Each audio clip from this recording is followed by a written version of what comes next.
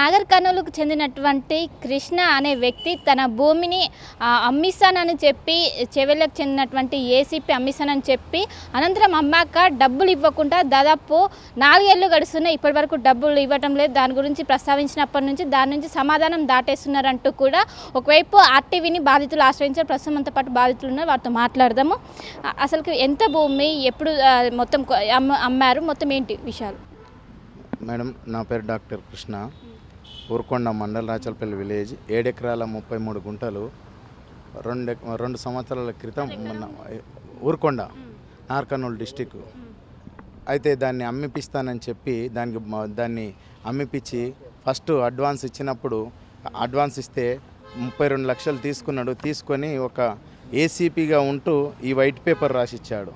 తీసుకున్నట్టు ఒక ఏసీబీగా ఉండి అప్పుడు అప్పటికి డిఎస్పీ అప్పుడు డిఎస్పీ రిజర్వ్లో ఉన్నాడు. వరంగల్లో చేస్తున్నాడు. అప్పుడు ఈ వైట్ పేపర్ మీద రాసిచ్చిండు. 2 నెలలు వస్తుంది తమ్మి, కనీసం అంతకంత ఇస్తా, దాంట్లో వాటా ఇస్తా అని కలకుర్తి దగ్గర 65 ఎకరాలు కొన్నానని చెప్పి 65 ఎకరాలు చూపించిండు. అంటే మీరు డైరెక్ట్ ఈయన అప్రోచ్ అయ్యారా ఇప్పుడు చెవెల్ ఏసీపీని, లేకుంటే మధ్యవర్తుల నుంచి ఆయన పరిచయం? ఎట్లా పరిచయం? వాళ్ళ తమ్ముడు నాకు బ్యాచ్మేట్ పావను, వాళ్ళ తమ్ముడు సొంతం తమ్ముడు. ఇతడు ఎస్ఐ అయినప్పుడు 98కి వెళ్ళి వీళ్ళ తమ్ముడు పరిచయం, వీళ్ళ తమ్ముడికి వెళ్ళి అతడు పరిచయం. అందుకోసానికి ఏంటంటే 25 సంవత్సరాలకి వెళ్ళి పరిచయం ఉన్నాడు కనుక ఏ మాత్రం ఏంటంటే అంత నమ్మకంగా ఉంటాడు అనుకొని చేసిన.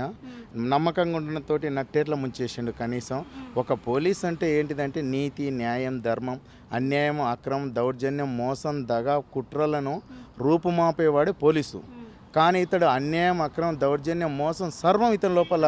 7 ఎకరాల భూమి మొత్తం వాల్యూ ఎంతకు అమ్మారు? అంటే ఎన్ని రోజుల్లో తిరిగిస్తామని చెప్పారు? మొత్తం 2 నెలల్లో అయిపోతుందని చెప్పారు మేడం. 2 నెలల్లో కంప్లీట్ అవుతుందని చెప్పాడు. అయితే 2.5 కోట్లు మొత్తం అయితే ఇప్పటికీ 2 సంవత్సరాలు అయిపోయింది. 6.5 కోట్లు ఇవ్వాలి మేడం. అంతకంత ఇస్తా అని తీసుకున్నాడు. అయితే ఒకసారి ఇచ్చినప్పుడు ఇది రాసి ఇచ్చిండు. మళ్ళీ ఇంకోసారి ఇచ్చినప్పుడు ఏం చేసిందంటే ఒక బుద్వేల్ విలేజ్ రాజధాని నగర్ మండల్లో 12 ఎకరాలు నా మీద అగ్రిమెంట్ చేసిండు. అయితే ఇది చేయడంతో 12 ఎకరాల మా సర్వే నెంబర్ 282 సర్వే నెంబరు. అయితే ఇప్పుడు ఈ పొలం లేదు, ఈ భూమి లేదు, ఇది లేదు. నాదేంటంటే పొలము పోయింది, భూమి పోయింది. అంటే ఒక ఏసీబీగా ఉంటూ కనీసం దొంగలను పట్టుకునేటోడే ఇంత పచ్చి గజ దొంగలా పనిచేస్తూ అక్కడ భూమి పోయింది, నా మొత్తం పైసలు పోయినాయి. ఇక దొంగ డాక్యుమెంట్ సృష్టించిండు. ఒక అర్వ కృష్ణయ్య అనేవాడిని రెవెన్యూలో పనిచేస్తాడని, అతడు ఉద్యోగి కాదు, అయితే రెవెన్యూ డిపార్ట్మెంట్లో పనిచేస్తాడు, అతడు నవీన్ మిట్టల్ శిష్యుడు అని పరిచయం చేసిండు. అతడు అక్కడ పోతే సెక్రటరీలో పోతే ఆ పేరు గల వ్యక్తే లేడు. అంటే ఒక ఏసీపీగా ఉంటూ దొంగలను ఒక ముఠాలాగా కట్టి రియల్ ఎస్టేట్ వ్యాపారం చేస్తాడు భూములు. అతడు 1-2 ఎకరాలు ఉన్నాడు. ఇప్పుడు ప్రజెంట్ 100 ఎకరాలకు పరిగెత్తిండు. అంటే నాటు వంటలను ఎంతమందిని ముంచవచ్చు, ఎంతమంది పొట్టలు కొట్టవచ్చు, ఎంతమంది పుస్తెలు తెంపవచ్చు, ఎంతమంది కడుపులు కాల్చవచ్చు. అంటే ఈ దిక్కులేని పక్షులు. నేను ఇంత చదువుకున్నా, నేను ఒక డాక్టరేట్ తీసుకున్నాను, నేను ఒక ప్రొఫెసర్ని. ఇంత చదువుకున్నోనే ముంచిందంటే చదువురానాలని ఎట్లా ముంచుంటాడు? కనీసం వాళ్ళకి ఏడ చెప్పుకోవాలని కూడా దిక్కు లేదు. కనీసం చెప్పినా కూడా నేను చదువుకున్నాను, నేను చెప్పనీకి వస్తే నా ఎంటొచ్చిన వాళ్ళని, నా శ్రేయోభిలాషులని, నా బంధువులని, నా రిలేషన్స్ను కేసులు పెట్టాలని చూస్తున్నాడు. దయచేసి అధికారులారా, సీఎం గారు, మీరు ఒకసారి చూడండి. నేను నీ ఊరు ఊరోనే, నేను పక్కనే ఉంది నాది ఊరుకొండ, నీది కొండ్రెడ్డిపల్లి మధ్యన ఒక కలవకుర్తి అడ్డం. కనీసం మీరు దయచేసి చూడండి. మీ రిలేషన్స్ అతనికి సంబంధం ఉంది అని, నాకు రేవంత్ గారి రిలేషన్స్ ఉంది, వాడేం చేస్తాడు, వాడిని అంతు చూస్తా, నాకు వాళ్ళందరు రిలేషన్స్ ఉన్నారు, నేను వాళ్ళకి గిఫ్ట్లు ఇస్తున్నాని ప్రచారం చేసుకుంటున్నాను. దీంతో మీ వాల్యూవే రోజు తగ్గుతుంది. ఇట్లాంటి వాళ్ళని దయచేసి దగ్గర రానియకండి. ఇతడేందంటే నమ్మినోని గొంతు నట్టేట్లా ముస్తాడు.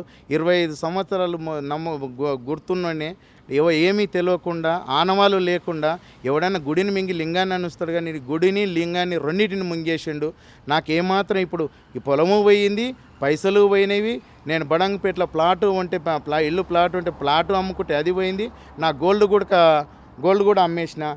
దాంతోపాటు ఇక మళ్ళీ ఎప్పుడు ఇక నాకు పైసలు కావాలని రోజు ఫోన్ చేసి అడిగితే అతడు ఏం చేసిండంటే అప్పుడు నాకు ఒక బాండ్ పేపర్ రాసి ఇచ్చిండు. తొలుత ఒక కాగితం మీద పంపించిండు. ఇది ఒక ఏసీపీగా ఉంటూ ఒక కాగితం మీద పంపిస్తారా? 80 లక్షలు దీంట్లో ఇచ్చేసినట్టు, నాకు ఇచ్చేసినట్టు 80 లక్షలు లేదు, ఇంకో వైట్ పేపర్ అనేది ఇచ్చేసినట్టు నాకు నేను రాసుకున్నట్టు పంపించాడు. తర్వాత ఇది ఏందో గిది వచ్చిందని అది ఇది అంటే ఇగో ఈ బాండ్ పేపర్ మీద నా పేరు మీద నేనే కొనుక్కొని నేనే నాకు ముట్టినవి, ఆయనకు ఏసీపీకి నాకు సంబంధం లేదని 80 లక్షలు నాకు ముట్టినవి అని పంపించాడు. అంటే ఒకసారి చూడండి ఎంత ఒకటేందంటే ఈయనకి ఏంటంటే అధికారులారా ఇతని లోపల ఏంటంటే ఎంత సంపాదించిన ముఖ్యం అనుకున్నాడు కానీ ఎట్లా సంపాదించిన ముఖ్యం అనుకుంటలేడు. 10 మంది పుట్టలు కొడుతున్నాడు. మీరు కూడా ఏంటంటే సిన్సియర్ ఆఫీసర్స్ చాలామంది, అవినాష్ మహంతి గారు, సిపి ఆనంద్ గారు, ఇలాంటి వాళ్ళు చాలామంది సిన్సియర్ ఆఫీసర్లు ఉన్నారు. మీరు ఐపీఎస్లు ఇట్లాంటి వాళ్ళు ఉండడంతో మీ డిపార్ట్మెంట్కి అంతా చెడ్డ పేరు వస్తుంది. ఎందుకంటే ఇది చూడండి కనీసం ఏమాత్రం ఆనవాళ్ళు లేకుండా ఈ విధంగా పంపించిండు. 80 లక్షలు బుట్టి నాకు నేను ఇచ్చుకోవాల్సిన అవసరమా? నాకు బాండ్ పేపర్ నాకు రాసుకోవాల్సిన అవసరమే ఉంది. ఆ తర్వాత ఇంతకుముందు చూడండి ఇక తీసుకున్నందుకు వాట్సాప్ మెసేజ్లు ఇవాళ రేపు ఎల్లుండి డీజీపీ మీటింగ్ ఉన్న ఆ కాంటాక్ట్ వాట్సాప్ మెసేజ్లు ఇవన్నీ ఇస్తున్నా అని చెప్పడం. ఇక ఇవాళ రేపిస్తా ఎల్లుండి ఇస్తా అని నేను ఈ పొలం కూడా ఏంటంటే మా అన్న బిడ్డ పెళ్లి చేయడం కోసం. మీరు ఎప్పుడైనా కలిసారా ఆయనని? ఆయన నాకు ఎప్పుడూ దొరకలేదు మేడం.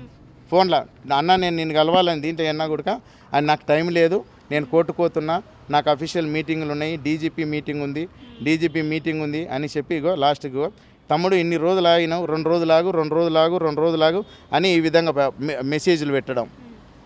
ఆ తర్వాత ఏంటంటే మొత్తం ఇచ్చేసినని చెప్తున్నాడు. ఇక పైసలు ఆయనకు నాకు సంబంధం లేదు, పైసలు ఇచ్చేసినని బహాటంగా బడి తెగిడ్చి చెప్పేస్తున్నాడు. మరొకటిగా ఏంటంటే నేను ఇచ్చేది ఉంది, ఇచ్చేసిన, నాకు ఇంకా లేదు అని. ఇప్పుడు మేము ఎట్లా బతకాలి? ఇప్పుడు ఉన్న పొలము పోయింది, పైసలు పోయినాయి, మేము ఎలా బతకాలి? మా అన్న బిడ్డల పెళ్ళి ఎలా చేయాలి? ఒకసారి మీరే అధికారులారా దయచేసి సీఎం రేవంత్ గారు, డీజీపీ గారు దయచేసి ఇతని మీద కఠినమైన చర్యలు తీసుకొని ఇతడు ఒక్క ఎకరాల నుంచి 1-2 ఎకరాల నుంచి 100 ఎకరాలకు వాకిండు. ఒక ఒంగూరు కాన్నే 60 ఎకరాలు ఉంది. దాని మీరు ఒకసారి ఇతని ఆస్తులని ఎంక్వైరీ చేపించి ఇతనిపైన తగిన చర్యలు తీసుకొని నా పైసలు నాకు ఇప్పించి, నాకు ప్రాణహాని ఉంది, ఇతడు నేను ఎక్కడ పోతే అక్కడ ఎవరో ఫాలో అయినట్టు కూడా కనిపిస్తున్నది. దయచేసి నాకు కానీ, నా కుటుంబానికి కానీ, నా శ్రేయభిలాషులు కానీ, నా మిత్రులకు కానీ ఏమి జరిగినా ఏసీపీ ప్రభుత్వమే కారణం.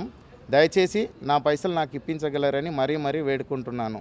ఈ వ్యవహారంపై డీజీపీ దృష్టికి ఏమైనా తీసుకెళ్లారు ఉన్నతాధికారులు? డీజీపీకి ఇచ్చిన, ఇంటెలిజెన్స్ డీజీపీకి ఇచ్చిన, అవినాష్ మహంతి సార్ని కలిసిన, అవినాష్ మహంతి సార్కి ఇచ్చిన, సీఎం గారికి అయితే మనీ అయితే మేము ఇప్పించలేం కానీ డిపార్ట్మెంట్ చర్యలు తీసుకుంటానని అన్నారు. ఇప్పటికీ ఫిబ్రవరి 14th నాడు ఇచ్చిన, ఇంతవరకు అతని మీద ఏమాత్రం చర్యలు తీసుకోలేదు. అతడు హాయిగా తిరుగుతున్నాడు. ఏంటంటే అతడు ఎవడైనా ఏంటంటే ఒక లక్ష్యంతో వస్తాడు డిపార్ట్మెంట్కి, కానీ అతడు దాచుకోవడం అనే లక్ష్యంతో వచ్చినట్టున్నది. ఏంటంటే ఎక్కడ పోని ఏం చేస్తాడంటే ఎక్కడ పోని అక్కడ అతనికి ఒక ప్రైవేట్ ముఠా ఉంటుంది. అతడు డ్యూటీ కంటే ఎక్కువ ఏంటంటే రియల్ ఎస్టేట్ భూములు వ్యాపారం చేస్తుంటాడు. దీనిపై మీరు అధికారులారా మీరు ఇతని పైన తగిన చర్యలు తీసుకోండి. ఎందుకంటే ఇటువంటి వాళ్ళు మందితో రిలేషన్ ఉంటే మంది పొట్టలు కొట్టి మంది కుటుంబాలు గురించి మంది పుస్తలు తెంపి మంది భర్తలు చేయలేక ఉరేడ్చుకొని చచ్చిపోతే ఇతనికి డబ్బులు వస్తున్నాయి అనుకున్నాగా మీ డిపార్ట్మెంట్కి చెడ్డ పేరు వస్తుంది. చెప్పకుండా ఎంతమంది ఆవేదన వ్యక్తం చేస్తారో బయటికి చెప్పలేక డిపార్ట్మెంట్ అని. నేను ఇంత చదువుకున్నాను బయటికి వచ్చిన, మీరు దయచేసి ఇతని బాధ్యులు ఎవరైనా ఉన్నారేమో రాండి అని ఒకసారి ఏమైనా స్టేట్మెంట్ ఇవ్వండి. ఎన్ని వస్తాయో ఒకసారి చూడండి. ఎక్కడెక్కడ పనిచేసిన ఇప్పటికీ 2 సార్లు సస్పెండ్ అయ్యింది డిపార్ట్మెంట్ పరంగా. అయినా కూడా ఇతన్ని ఎందుకు కొనసాగిస్తున్నారో మీరే ఆలోచించండి ఒకసారి. ఎందుకంటే ఇతన్ని దోసుకోవడానికి రప్పిస్తున్నారా? ఒకసారి ఇతను దయచేసి ఏంటంటే ఇతన్ని డిపార్ట్మెంట్కి వెళ్ళి ఎంబడే ఇతనిపై చర్యలు తీసుకొని నా డబ్బులు నాకు ఇప్పించగలరని మరీ వేడుకుంటున్నాను. నమస్తే. ముందుగా ఆర్టీవీ యాజమాన్యానికి ధన్యవాదాలు. నా పేరు డాక్టర్ పబ్బతి శ్రీకృష్ణ. నేను మాలమానార్ నేషనల్ ప్రెసిడెంట్గా పనిచేస్తూ ఉన్నాను. బాధితుడు నాకు ఉస్మానియా క్యాంపస్లో పరిచయము. అయితే ఆయన ఇంతకుముందు చెప్పినట్టుగా పోలీస్ అధికారులు అందరూ కలవడం జరిగింది. దాంతోపాటుగా సీఎం క్యాంప్ ఆఫీస్లో కూడా ఒక పిటిషన్ ఇవ్వడం జరిగింది. జరిగిన తర్వాత నా దగ్గరికి రావడం జరిగింది. సరే ఏ అంశం మీద వచ్చాడో నాకు తెలియదు కాబట్టి నేను రమ్మని చెప్పడం జరిగింది. వచ్చిన తర్వాత నాకున్నటువంటి పరిచయస్తులలో ప్రధానంగా ప్రజల కోసం ప్రతినిత్యం పనిచేసేటువంటి పాషం యాదగిరి అన్న నాకు బాగా ఆత్మీయుడు. నాకు పీరో తర్వాత ఆయనే నాకు ఆత్మీయుడిగా నేను భావించి ఆయన దగ్గరకు వచ్చాను. ఆయన ఇంటికి వచ్చి జర్నలిస్ట్ కాల్ నుంచి ఫోన్ చేశాను. ఆయనకు ఫోన్ చేస్తే నాకు హెల్త్ బాగలేదు కృష్ణ అని చెప్పాడు ఆయన. 1 వీక్ నుంచి నిజంగా ఆయన కూడా హెల్త్ బాగలేదు ఆయనకు. తర్వాత ఇక విషయం మీకు చెప్పినట్టుగా నాకు చెప్తే ఎలాంటి చర్యలు తీసుకోవాలి ఏంటి?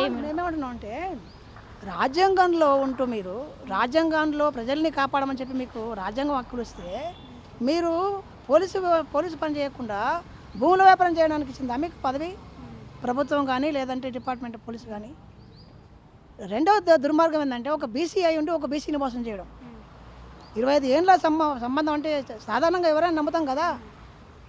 25 ఏళ్ళు ఉదోస్థానంలో ఉండే ఇటు నువ్వు నమ్మించి ఇట్లా వాళ్ళ అమ్మకి 80 సంవత్సరాలు, ఆమెకి ఏమి తెలియదు, ఆమెను తీసుకుపోయి డైరెక్ట్గా నువ్వు వాళ్ళ కొడుకుల సంతకం లేకుండా వాళ్ళ బిడ్డల సంతకం లేకుండా ఎవరి సంతకం లేకుండా తమ్ముడు నా మీద నమ్మకం లేదా అని అంటే ఎవరు సాధారణంగా మన మనుషులం కదా, ఇన్ని సంబంధం అంత కాలం నుంచి మనకు పరిచయం ఉందని చెప్పి బ్లైండ్గా నమ్మేస్తే నువ్వు తమ్మి నాకు ఒక నార్మల్ కాల్ చేయి, వాట్సాప్ కాల్ చేయి అని చెప్పడము, ఈయన నమ్మడం. సాధారణంగా మనుషులు ఏంటంటే 20 ఏళ్ళు అంటే మామూలు విషయం కాదు కదా మేడం. ఒకరోజు ఒక 1 వీక్ లోపల నమ్మితేనే మనం ఫ్రెండ్షిప్ అయిపోతే నమ్ముతాం. అయితే ఈయన ఒక సైబర్ క్రైమ్లకే ఒక ట్రైనింగ్ ఇచ్చేటువంటి స్థాయికి ఎదిగిపోయింది ఏసీపీ. ఆయన ధీమా ఏంటిదంటే ముఖ్యమంత్రి బంధువులు దాంట్లో ఆయనకు సపోర్ట్గా ఉన్నట్టుగా మాకు తెలిసిందండి. ఇది ముఖ్యమంత్రి గారికి మంచిది కాదు. ఆయన పదవికి మంచిదిగా బ్యాడ్ నేమ్ వస్తుంది, ఆ ప్రభుత్వం మీద చెడు పేరు వస్తుంది. ఇట్లాంటి ఎంతమంది మోసం చేసిండో, ఎంతమంది నరకం చూపించిండో. కాబట్టి మాలవానాడు అనేది కేవలం మాలల కోసమే పనిచేసే వ్యవస్థ కాదు. ఈ తెలంగాణ ఉద్యమంలో పాల్గొన్న మేము, బీసీల రిజర్వేషన్ల కోసం కొట్లాడిన మేము, అట్లనే చెంచు వాళ్ళ కోసం కొట్లాడిన మేము, ఆదివాసుల కోసం కొట్లాడిన మేము, నిరుద్యోగుల కోసం కొట్లాడిన మేము. కాబట్టి మాలవానాడు అనేది ఒక ప్రజా సంఘం. ఇది పీవీరావు గారు నేర్పించిన నాకు సంస్థ. కాబట్టి నా దగ్గర రావడం వల్ల నేను చేసినంటే అట్లీస్ట్ ఈ విషయం, ఈ దుర్మార్గాలు నేను చేసేటువంటి అరాచకాలు తెలియజేయడం, ప్రజలు తెలియని చెప్పినప్పుడు నేను ఎప్పుడైతే నేను ప్రెస్ మీట్ పెట్టానో అదే రోజు అతనికి ఫోన్స్ వచ్చినాయి. కొంతమంది ఫోన్ చేసినారు, నాకు కొంతమంది ఫోన్ చేసిన, నాకు బెదిరింపు కాల్స్ వచ్చి నేనేం భయపడలేదు. ఎందుకంటే నేను ప్రజల కోసం పనిచేసిన, నిత్యం ప్రజల కోసం పనిచేస్తాను. కాబట్టి ఆయన కూడా నేను ఒక మనిషిగానే చూసిన. ఒక బాధిత కుటుంబాన్ని మనం శక్తి మీద ఆదుకోవడానికి మీడియా 4వ స్తంభం, 3వ స్తంభము రక్షణ వ్యవస్థ. మరి ఇంత గొప్ప ఇంత ఎవరికైనా ఆపద వస్తే వెంటనే 100 ఫోన్ చేస్తారు, ఎందుకంటే పోలీసులు రక్షిస్తారని చెప్పి సాధారణంగా. మరి అట్లాంటి గొప్ప రాజ్యాంగ పదవిలో ఉండే నువ్వు నీకన్నా కొంచెం ఆత్మవిమర్శ చేసుకో. ఎట్లా నువ్వు మీ అమ్మ వయసు ఉన్నటువంటి వ్యక్తిని ఎట్లా మోసం చేయాలనిపించింది నీకు? ఆమెకు పెన్షన్ రాదు, పాపం పెన్షన్ వస్తుందో తెలియదు. కొడుకులు ఉన్న పెట్టే సిచ్యువేషన్ లేరు. ఎవరి కుటుంబాలు వాళ్ళకి బరువు అయిపోయినాయి ఈ రోజుల్లో. తల్లి ఎట్లా ఆమెకి ఏం చెప్పినావో, నువ్వు మోసం మాటలు చెప్పినావో తెలియదు. నీ కాకిరాసు ప్రజలు కాపాడడానికి ఇస్తే నువ్వు భూములు గుంజుకొని ఇట్లా బజార్లకి చేసి నల్లాంటి వాళ్ళు సపోర్ట్ చేస్తే నాకు కూడా బెదిరింపు కాల్సి వస్తున్నాయి. కానీ నేను చెప్పడం జరిగింది, నేను అందరి కోసం పనిచేస్తున్నా. ఆయన ఒక BC community depression people, doctor Ambedkar చెప్పిన ప్రకారంగా మనం ఉద్యమం ఎప్పుడైనా డిప్రెషన్ పీపుల్ కోసం ఉంటాడని చెప్తాడు. అంటే అణచివేతకు గురవుతారో ఆ తరపు నాకు కొట్టాడే గొంతుగా, లేకపోతే ఆ ఉద్యమం వేరంటాడు అంబేద్కర్. అసలు ఉద్యమానికి అర్థమయ్యేదంటాడు అంబేద్కర్. అదే మార్గంలో నేను ఆయనకు మీడియా ద్వారా చెప్తే కొంత తెలిసిపోతుంది, ప్రభుత్వం దగ్గర తెలిసిపోతుంది. ప్రభుత్వంలో చాలామంది 99% ఇట్లాంటి దొంగలు లేకపోయినా కొంతవరకు అయితే పోలీస్ వ్యవస్థ కావచ్చు, రెవెన్యూ వ్యవస్థ కావచ్చు, లేకపోతే మిగతా 50 డిపార్ట్మెంట్లలో మ్యాక్సిమం కొంతమంది అయితే నిజాయితీ పనులు ఉండడం వల్లనే కొంత గొప్ప పేదలకు న్యాయం జరుగుతూ ఉంది. కాబట్టి ప్రభుత్వం మేము అప్పీల్ చేస్తూ ఉన్నాము, మీరు దయచేసి మన జిల్లా వాళ్ళు, అంటే రాష్ట్రానికి మొత్తం ముఖ్యమంత్రి అయినా కానీ మన జిల్లా వాళ్ళు బాధితుడు మీకు జిల్లా మీకు దగ్గర మండలం, మీకు దగ్గర ఖచ్చితంగా ఆయన ముందు ఈయన బాధిత కుటుంబాన్ని ఆదుకోవాలి. నెంబర్ 1 అది ఎట్లా ఆదుకోవాలంటే తిరిగి రికవర్ చేయాలి. ఈయన ఏం పెట్టుబడి పెట్టిండో, ఎట్లా క్రిమినల్ మెంటాలిటీతో ఆయన చేసిండో వాటి మీద విచారణ కొనసాగించి ఆయన డబ్బులు బాధిత కుటుంబానికి ఇవ్వాలి. రెండవది ఆయనను ఉద్యోగం నుంచి తీసిపడేయాలి. తర్వాత ఆయన మీద ఈడీ రైడింగ్ కూడా చేయాలి. ఈడీ రైడ్ చేస్తే తెలుస్తుంది. అప్పుడు ఈడీ ఎన్ఫోర్స్మెంట్ డిపార్ట్మెంట్ మేము అప్పీల్ చేస్తూ ఉన్నాము. ఏసీపీ వాళ్ళు కూడా అప్పీల్ చేస్తూ ఉన్నాం. మీరు ఏసీపీ వాళ్ళు, ఈడీ వాళ్ళు మీరు తక్షణమే అతని మీద మీరు ఎంక్వైరీ ప్రారంభం చేయండి. లేకపోతే ప్రభుత్వాన్ని చెడు పేరు వస్తుంది. ఇట్లాంటి బాధ్యతలు పెరిగిపోతూ ఉంటారు. తర్వాత కౌంటర్ కేసులు పెడతా ఉన్నాడు. అంటే కౌంటర్ కేసులు పెట్టక నువ్వు తప్పు చేయకపోతే నీకేం భయము? నువ్వు రావా మెసేజ్ ఎందుకు పంపిస్తావు? నీకు దగ్గర నువ్వు తప్పు చేయనప్పుడు నీకు ఎంత మేధావైనా ఎక్కడ దగ్గర తప్పు దొరుకుతుందండి. ఈయన ఏమనుకున్నా అంటే నాకు తమ్ముడు వాట్సాప్ కాల్ చేయంటే నిజమే నమ్మేసిండు. వాట్సాప్ కాల్ చేస్తే నాకు డిపార్ట్మెంట్లో బ్యాడ్ నెంబర్ రాకుండా ఉంటుందంటే అంతే తెలుస్తుంది కదా, నీకు ఏం సంబంధం లేనప్పుడు తమ నమస్కారం పెట్టి నువ్వు మెసేజ్ ఎట్లా పంపిస్తావు? తాగు తమ్ముడు, నాకు నీ బాధ నాకు అర్థమైంది చెప్పి ఎట్లా పంపిస్తావు నువ్వు మెసేజ్? కాబట్టి సిగ్గుచేటు ఇది. రాజ్యాంగాన్ని మోసం చేస్తున్నావు నువ్వు, ప్రధానంగా రాజ్యాంగాన్ని మోసం చేసి చెప్తాను. మాలమానాడుగా ప్రభుత్వం ఆదుకోవాలి. ప్రభుత్వం ఆదుకోకపోతే, ఎందుకంటే వాళ్ళ మీద రేపు ఎలక్షన్స్లో ఉన్నాయి, ఎలక్షన్ ఖచ్చితంగా ఓటు బ్యాంకే రాజకీయం చేయొద్దు అని చెప్పి దయచేసి ముఖ్యమంత్రి గారికి మానత్వం ఉంది, కానీ మీ కుటుంబ సభ్యులు ఉన్నారని తెలిసింది. ఇది మీకు మంచిది కాదు, ప్రభుత్వానికి మంచిది కాదు అని చెప్పి మేము తెలియజేసుకుంటూ ముగిస్తున్నాం. సో 7 ఎకరాలకు సంబంధించినటువంటి భూమిని అమ్ముతానని చెప్పి అనంతరం అక్కడ నుండి డబ్బులు తీసుకున్న అనంతరం అవి తిరిగి ఇచ్చేయడం లేదు. అడుగుతుంటే దాన్ని మొత్తం మాట దాట వేస్తున్నారు. దాదాపు 2 సంవత్సరాల నుంచి ఇదే జరుగుతుంది. ఒకవైపు డీజీపీకి కావచ్చు కంప్లైంట్ ఇచ్చినప్పటికీ వాళ్ళ నుంచి ఎలాంటి యాక్షన్ లేదు. ఖచ్చితంగా మాకు న్యాయం జరగాలి, న్యాయం జరిగే వరకు పోరాడతాము. ఒకవైపు బాధ్యతయుతమైన పదవిలో ఉండి ఈ విధంగా చేయడం ఏమాత్రం కరెక్ట్ కాదంటే ఒకవైపు బాధితులు చెప్తున్న పరిస్థితి కనిపిస్తుంది.